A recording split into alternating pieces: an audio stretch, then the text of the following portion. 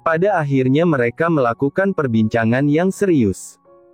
Andrea berhasil menenangkan Rio dan mulai mengajaknya mengobrol perlahan, didampingi asisten masing-masing.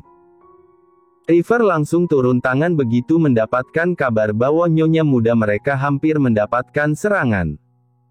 Andrea menatap serius ke arah Rio. Jadi apa yang kamu ingin katakan, Rio? Aku bahkan tidak pernah berbohong pada kamu soal Lily. Rio terlihat memutar bola matanya jengah.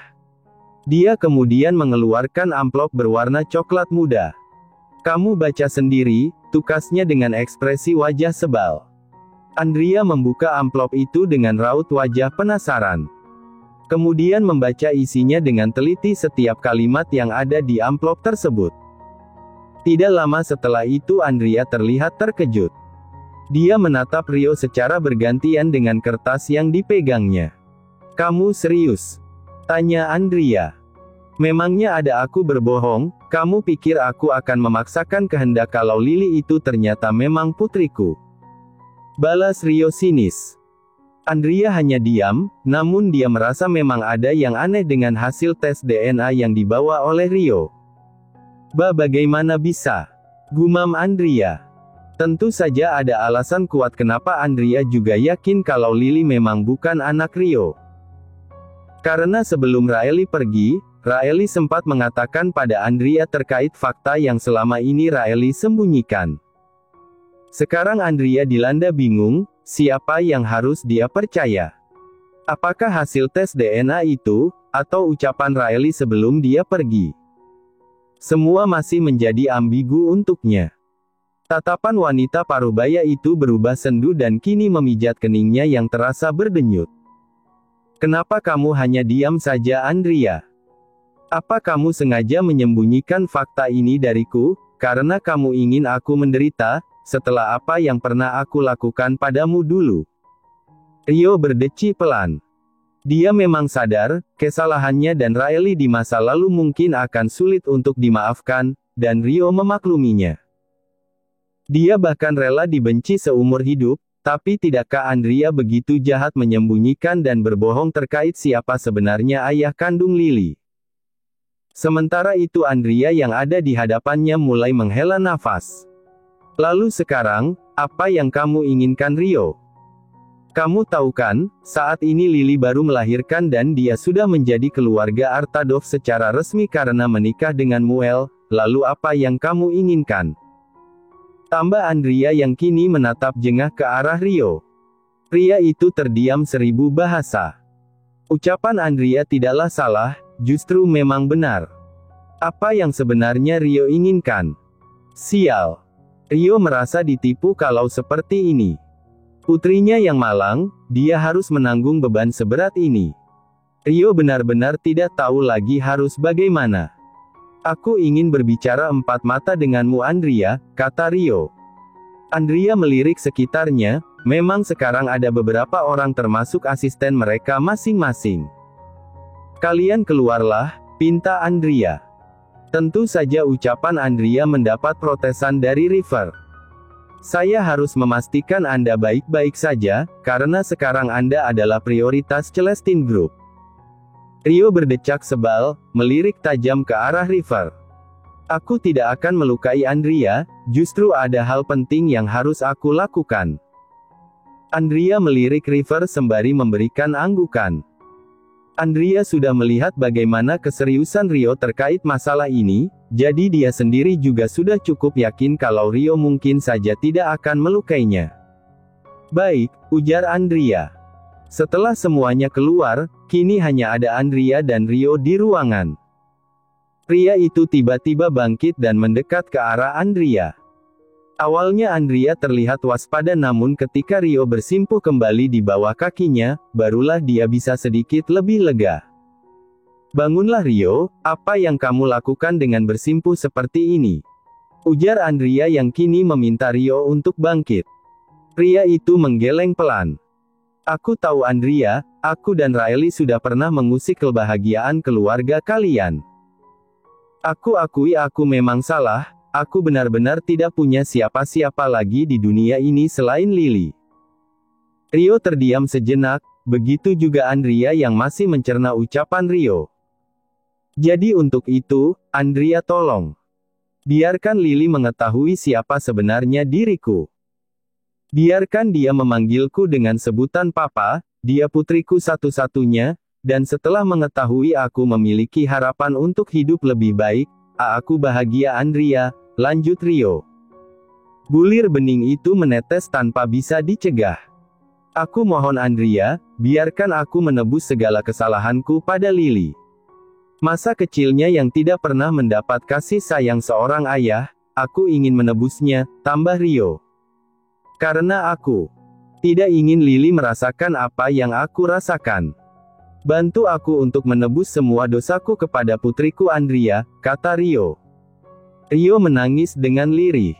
Hal itu juga membuat Andrea tidak bisa menahan air matanya, dan membantu Rio untuk berdiri.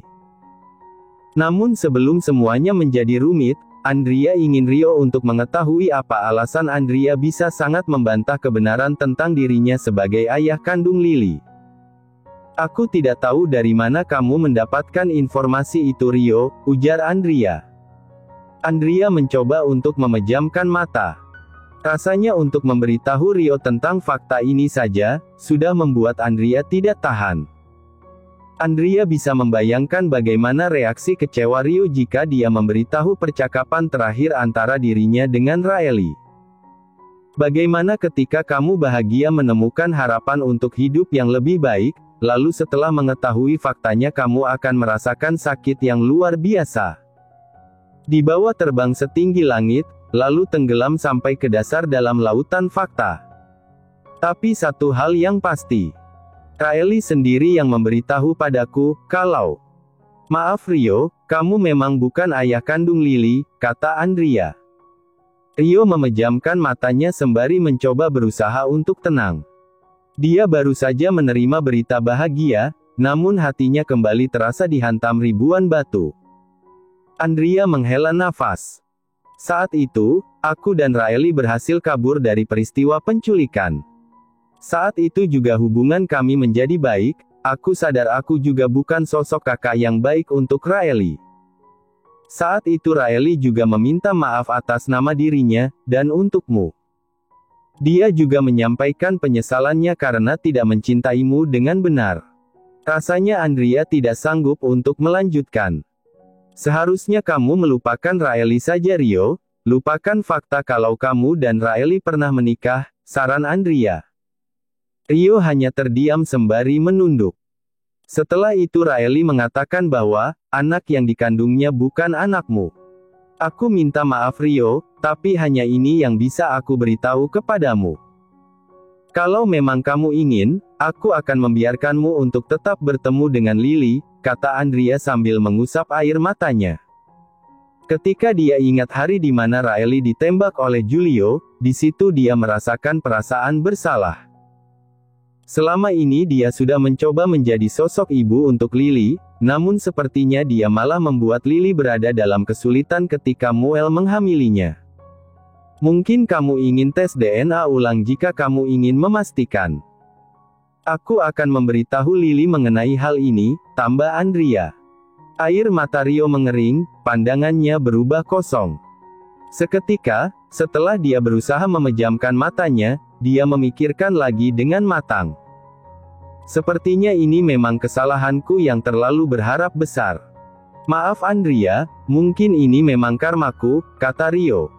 Rio memilih untuk pergi tanpa pamit setelahnya. Sementara Andrea menghela nafas gusar setelah melihat kepergian Rio. Tuan muda, Anda tidak mau mulai belajar? Tanya Mr. John. Muel yang sedang duduk di ruang tengah sembari mengajak putranya bermain, hanya melirik kesal ke arah Mr. John. Masalahnya sudah beberapa kali ini beliau datang untuk mengajak Muel kembali bergabung ke perusahaan dan belajar langsung menjadi CEO berikutnya, mengingat Muel adalah penerus masa depan Artadov Group, sehingga dia memiliki posisi penting dan harus segera mempelajarinya. Maaf Mr. John, tidakkah Anda melihat saya sedang sibuk sekarang? Balas Muel acuh. Mr. John hanya bisa menghela nafas sabar. Menanti kedatangan Nona Lily, siapa tahu bisa membantunya untuk sekedar berbicara pada tuan muda terkait perusahaan. Muel yang menyadari kalau saat ini Mr. John sedang celinggak-celinguk mencari sesuatu, membuat Muel berdecak sebal. Istriku sedang pergi berbelanja bersama Nadine.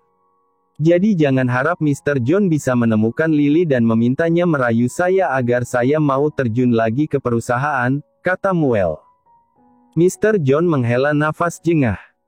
Maafkan saya tuan muda, tapi Anda tahu sendiri kalau kondisi tuan besar sudah dalam keadaan tidak baik. Dia tidak bisa bekerja terlalu lelah, maka dari itu dengan adanya Anda sebagai penerus, Anda tentu harus mempelajari hal-hal yang berkaitan dengan perusahaan. Muel seakan mengabaikan ucapan dari Mr. John, dan sepertinya bermain dengan Leo lebih menyenangkan. Karena buktinya bayi kecil itu merespon tatkala Muel mengajaknya bermain. Anak siapa Cih, lucunya. Ujar Muel gemas dan kini perlahan membawa Leo dalam gendongannya. Percayalah, awal-awal Muel belajar menggendong Leo, tangannya gemetar. Rasanya dia takut sekali kalau nanti Leo terjatuh, atau dia tidak sengaja meremas Leo karena gemas. Mr. John geleng-geleng kepala. Tadi ketika mengobrol dengannya, tatapan tuan muda begitu galak dan dingin, tapi ketika bermain bersama putra kecilnya, dia langsung berubah menjadi anak kecil. Anda harus memikirkannya tuan muda. Pikirkan masa depan Artadov Group ketika dipegang oleh Anda, saran Mr. John. Muel mendengus sebal. Jangan terlalu banyak bicara Mr. John, atau saya akan larang Mr. John kemari, ancam Muel. Tentu saja hal itu langsung membuat Mr. John terdiam. Daripada nanti tuan mudanya memilih untuk tidak meneruskan perusahaan bisa gawat. Apalagi Tuan James juga sudah mengikrarkan diri kalau dia akan merawat perusahaannya sendiri.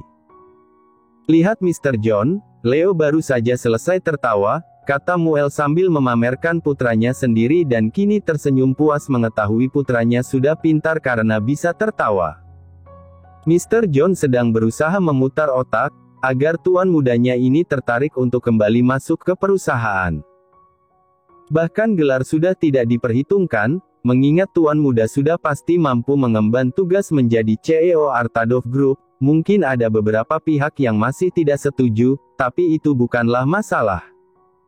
Karena saham terbesar masih dipegang oleh tuan besar.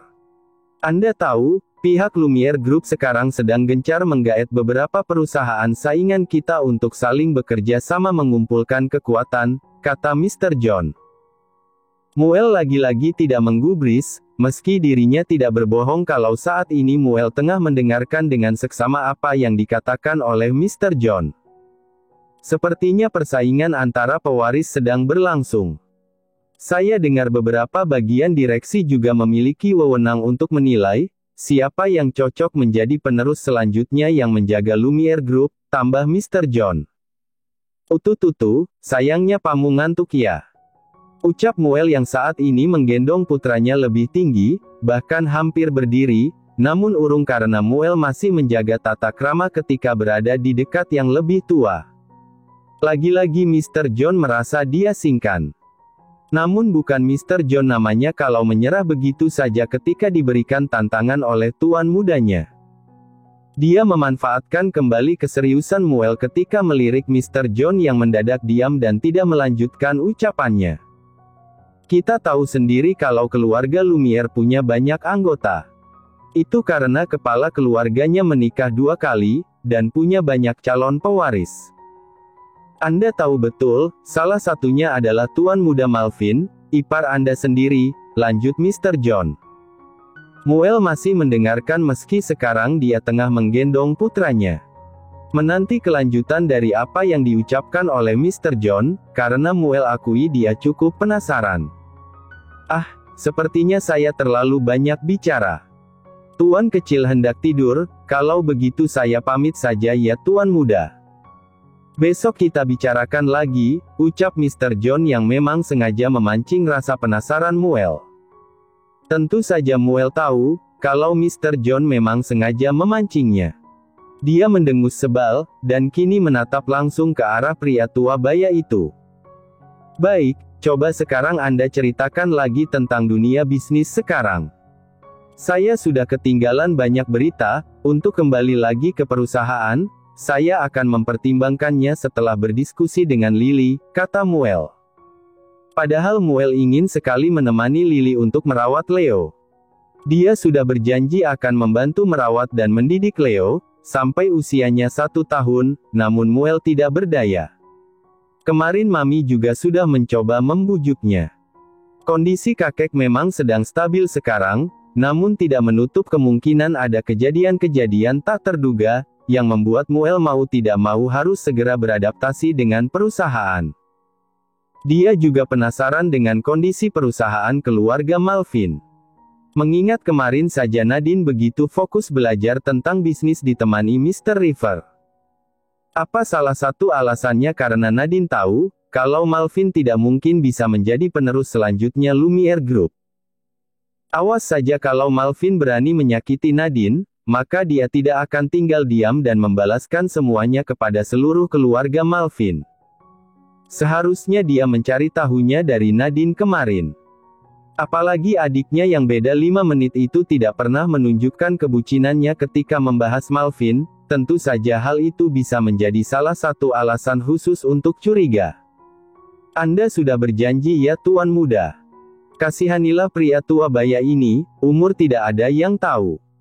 Setidaknya saya harus bisa mendidik Tuan Muda sampai nanti berhasil menjadi penerus Artadov Group, kata Mr. John. Muel mendengus jengah. Iya, tapi saya harus menidurkan Leo dulu. Silahkan Tuan Muda, saya akan menanti Anda, balas Mr. John. Emil, panggil Muel. Pria yang baru saja kembali membawa perkakas, menoleh ketika Tuan Mudanya memanggil. Pria itu segera mendekat tanpa membalas panggilan Tuan Mudanya. Tolong siapkan camilan dan kopi untuk Mr. John, saya mau menidurkan Leo sebentar, pinta Muel. Siap Tuan Muda, jawab Emil. Muel kemudian pamit sembari menggendong putranya dan mengelus-elus pelan putranya agar cepat tidur. Kalau tidak salah, Lily memberitahu stok ASI yang dia taruh di kulkas. Dengan cepat Muel mengambilnya dan tidak lupa dihangatkan sebelum memberikannya pada si kecil Leo. Tentu saja Muel sudah telaten mengurus Leo. Dia cukup cepat menangkap pelajaran, apalagi yang menjadi tutor adalah Mami dan neneknya langsung. Sehingga mereka tidak perlu babysitter, soalnya Muel juga agak sensitif ketika bayinya dipegang orang asing. Tidak lama setelah Leo dipastikan tidur, Muel meletakkannya dengan hati-hati ke dalam box, lalu menutup kelambunya. Baru setelah itu dia keluar dari kamar untuk bertemu Mr. John, membahas mengenai dunia bisnis dengannya. Terima kasih atas camilan dan kopinya, Tuan Muda, ujar Mr. John. Muel hanya mengangguk dan kini mulai meletakkan buku-bukunya di atas meja. Sudah siap menerima pelajaran, jangan lupakan laptop kebanggaan yang tidak pernah dia ganti dari zaman SMA. Maklum, Muel cukup menghargai barang-barang berharga yang sudah menemaninya. Kalau laptopnya belum rusak parah, mungkin Muel masih harus berpikir akan menggantinya atau tidak. Berbeda dengan Muel yang harus mempelajari hal-hal terkait perusahaan, maka Nadine dan Lily sedang berada di supermarket untuk membeli barang-barang dan kesediaan makanan. Mereka juga belanja tidak berdua saja, karena ada pelayan baru bernama Miss Sally. Pengganti Bibi Ditra yang memutuskan untuk pensiun mengabdi di keluarga Artadov. Keputusan yang berat memang, apalagi tidak sembarangan orang bisa menjadi pelayan di kediaman Artadov. Seharusnya memang Pak Ernest yang menyiapkan segala kebutuhan logistik. Tapi untuk bulan ini, beliau menyerahkan tugasnya kepada dua nyonya muda keluarga Artadov. Nyonya Andrea juga sudah memberikan pesan untuk membiarkan Nadine dan Lily belajar mengurus rumah, dan apa-apa yang harus disediakan selama sebulan. Meskipun mereka memiliki pelayan yang membantu mengurusnya. Takut ketika Nadine dan Lily abai, mereka justru dimanfaatkan karena tidak bisa mengelola kebutuhan logistik rumah mereka. Sepertinya kedua ibu muda itu sedang sama-sama terkejut dengan banyaknya barang yang harus mereka beli. Apalagi ketika Miss Sally mengoreksi susu yang diambil oleh Nadine. Memangnya apa yang beda dari warna hijau dan warna biru ini? Sama-sama susu dengan takaran 1 liter kok, ucap Nadine bingung. Sosok wanita paruh baya itu mengulas senyum. Kalau yang warna hijau itu susu kedelai, tapi kalau yang warna biru itu susu sapi asli steril. Lily tampak melongo takjub. Miss Sally hebat ya, kalau susu ASI yang warna. Tanya wanita itu polos. Nadine menoleh ke arah Lily dengan terkejut. Li astaga. Mana ada yang jual susu ASI? Tentu saja dia kaget Lily bisa berkata sepolos itu. ASI kan cuma ada di sini, tambahnya sembari menunjuk miliknya. Miss Sally sampai melongo tidak percaya. Kedua nyonya muda ini punya sifat yang cukup unik. Yang satu terlalu polos, yang satu lagi blak-blakan. Lily yang tadinya tidak paham, langsung connect begitu saja dan mulutnya saat ini membentuk huruf O. Tak lama setelah itu mereka berdua malah tertawa kecil. Selesai dengan perdagingan dan persayuran duniawi, mereka juga pergi ke bagian buah-buahan. Mengambil beberapa buah yang akan menjadi stok mereka untuk 1 minggu. Sebenarnya Miss Sally tidak menyarankan membeli banyak buah, karena mereka sudah ada suplier buah sendiri yang selalu mengantar setiap bulan dalam keadaan yang fresh, tentu saja. Li, kereta dorongnya lucu banget, ujar Nadine. Mau beli dong, tambah Nadine semangat sembari menyentuh kereta bayi berwarna biru tua tersebut. Lily segera menggeleng tidak setuju, bukannya mau membuat Nadine sedih. Hanya saja di rumah sudah ada 2 kereta bayi dengan mereka yang cukup terkenal, bahkan Lily rasa harganya bisa membeli rumah subsidi. Jangan Nadine, kan di rumah sudah ada 2. Satu dari Bibi Ditra, satu lagi dari temannya Mami, kata Lily. Tapi ini tuh lucu banget Li, gak bohong, balas Nadine. Lily menghela nafas. Iya Lily tahu lucu, tapi Leo kan ada 1. Masa kereta bayinya 3? Nanti kalau udah besar juga kan jadinya mubazir. Kecuali kalau Nadine mau punya anak, jadi kereta bayinya bisa buat anak Nadine, ucapnya. Nadine menghela nafas namun apa yang Lily katakan memang benar. Di rumah sudah ada kereta bayi, bahkan box bayi tempat Leo tidur ada 3. Yang satunya dari kakek Helik, kemudian ada dari Om Rico, dan juga dari Pak Ernest.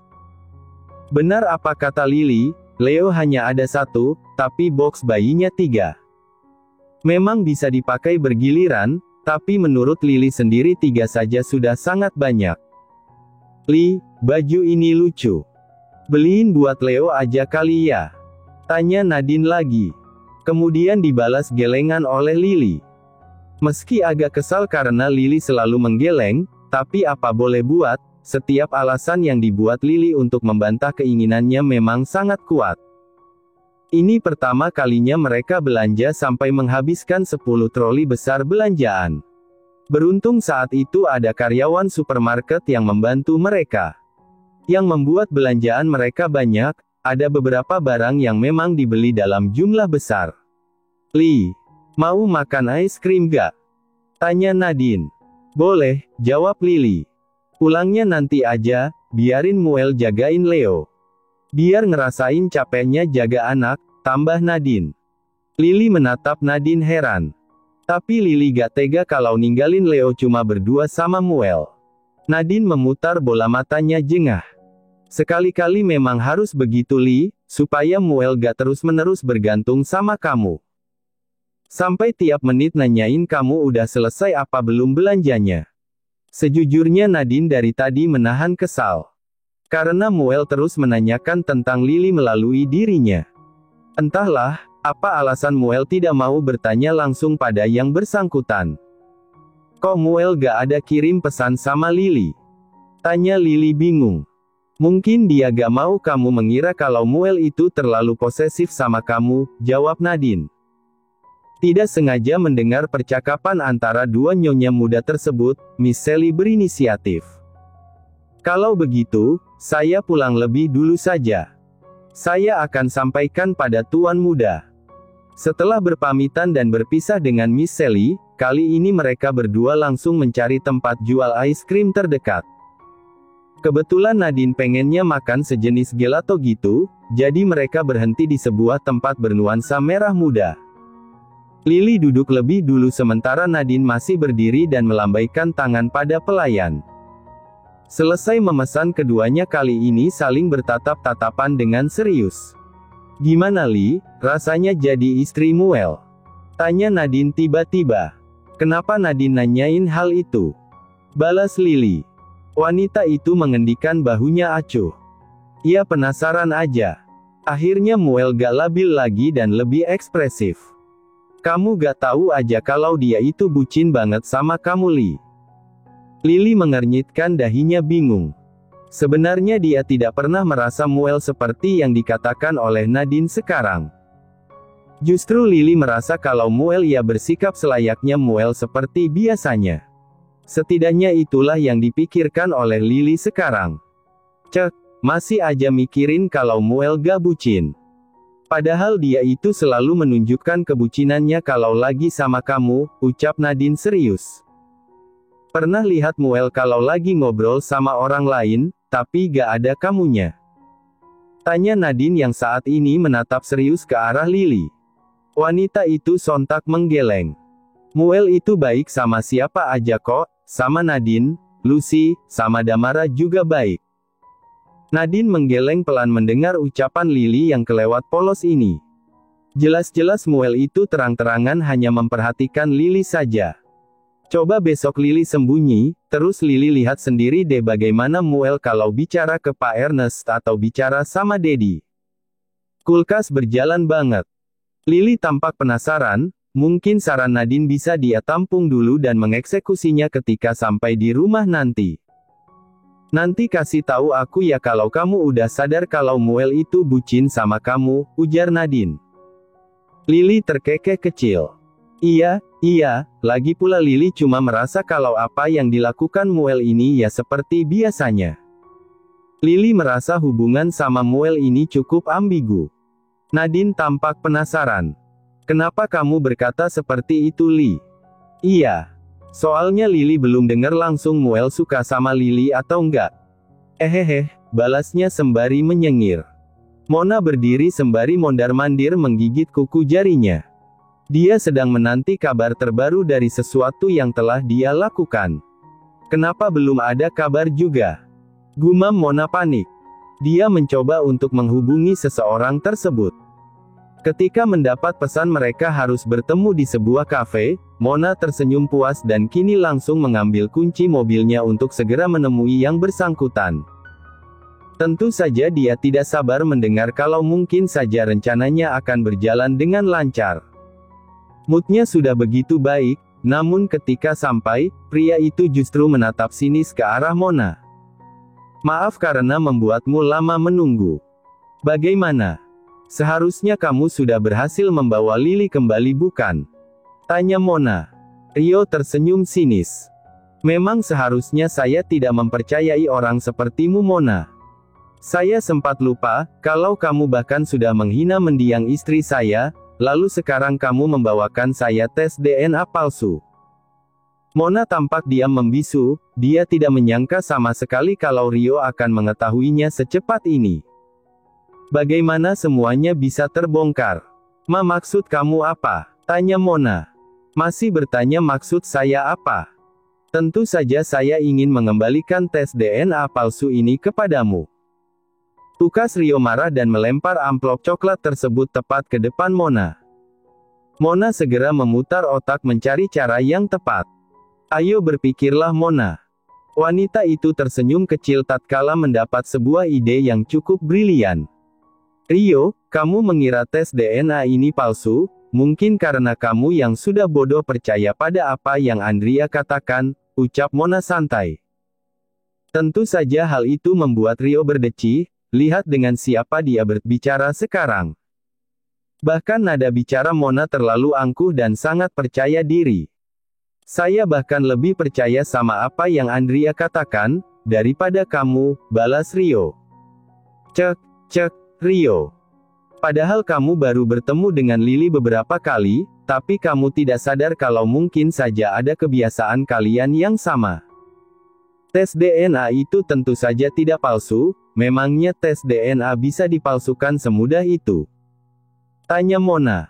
Rio tertawa sinis mendengar ucapan bodoh Mona. Tentu saja, teknologi sekarang sudah semakin canggih Mona. Saya bahkan heran, untuk apa kamu melakukan hal ini? Saya sudah mendapat karma atas apa yang pernah saya lakukan, jadi kamu tidak bisa dengan mudah menghasut saya kembali. Saya bisa saja memberitahu Andrea kalau temannya sendiri menghasut saya untuk mengambil Lily. Saya mungkin tidak tahu motif kamu apa. Tapi ingat Mona, meskipun Lily bukan putri kandung saya, tapi saya tidak akan pernah membiarkan orang yang berani mengusiknya, hidup dengan tenang. Tambah Rio yang kini dengan berani menunjuk Mona. Membuat wanita itu menelan ludahnya gugup. Dia lebih takut kalau Rio mungkin saja mengadu pada Andrea tentang hal ini. Rio bangkit dari tempatnya kemudian pergi tanpa pamit. Mona mungkin sudah tidak bisa mengandalkan Rio lagi untuk selanjutnya. Terima kasih sudah menonton, guys. Jangan lupa klik like jika kalian menikmati cerita ini, subscribe untuk update konten seru lainnya, dan tinggalkan komentar di bawah tentang apa yang kalian pikirkan atau cerita apa yang ingin kalian dengar selanjutnya. Dukungan kalian sangat berarti. Sampai jumpa di video berikutnya.